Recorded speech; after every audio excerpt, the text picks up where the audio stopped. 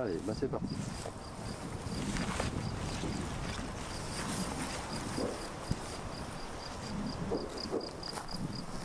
Alors, la courgette blanche d'Égypte, donc qui est petite encore, mais elles sont bien comme ça là. J'en ai d'autres par là-bas.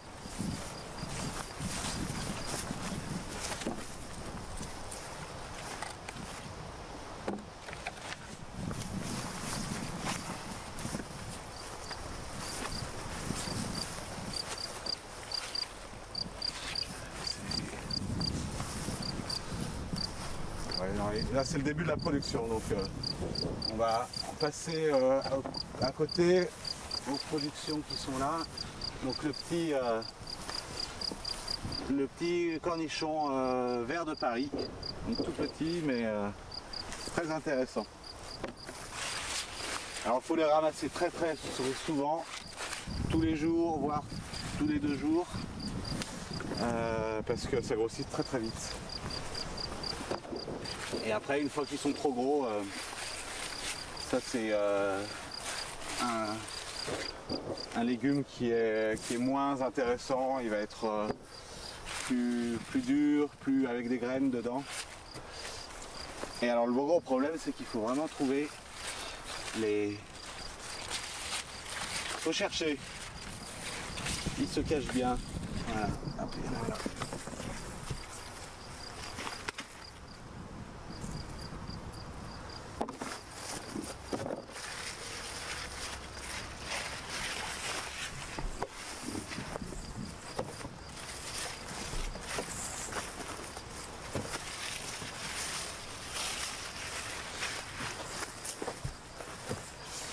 Il n'y en a pas forcément beaucoup pour l'instant, c'est aussi le début de la production.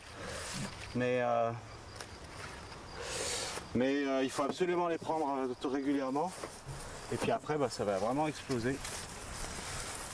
D'ici 15 jours, je vais peut-être pas ramasser une caisse complète, mais...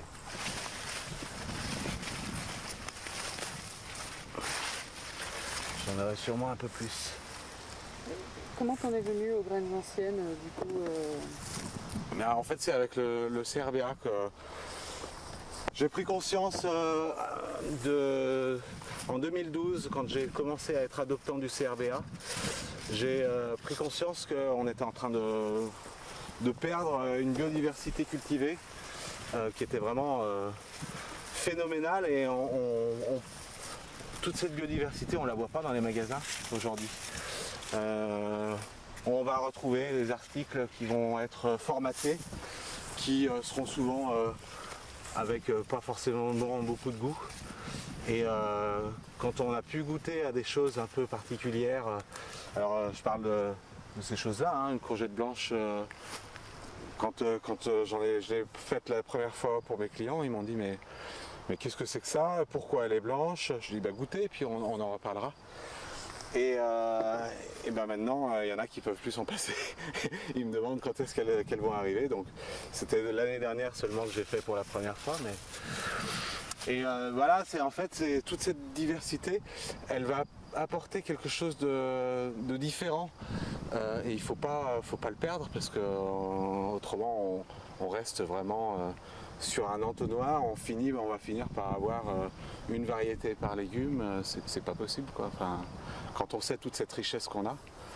Donc c'est un peu ce qui m'a vraiment motivé pour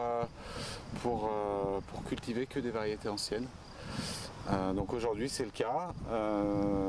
Je me fournis bien évidemment avec le CRBA, et puis après avec d'autres organismes. Souvent c'est associatif, souvent c'est des petites choses, des petits semenciers, on va dire, hein, ou des groupements qui vont fournir des graines qui sont souvent inconnues du grand public. Mais c'est indispensable de garder cette biodiversité cultivée. Quand on pense que, c'est un chiffre qui revient souvent, hein, qu'on a perdu 75% des légumes cultivés en 100 ans, on se dit que sur 4000 variétés, on n'en a plus que 1000 aujourd'hui, et ça c'est sur 100 ans. Enfin, où on va, quoi. Alors après, on va en créer des nouvelles, on va créer des hybrides, on va créer des choses qui sont bien productives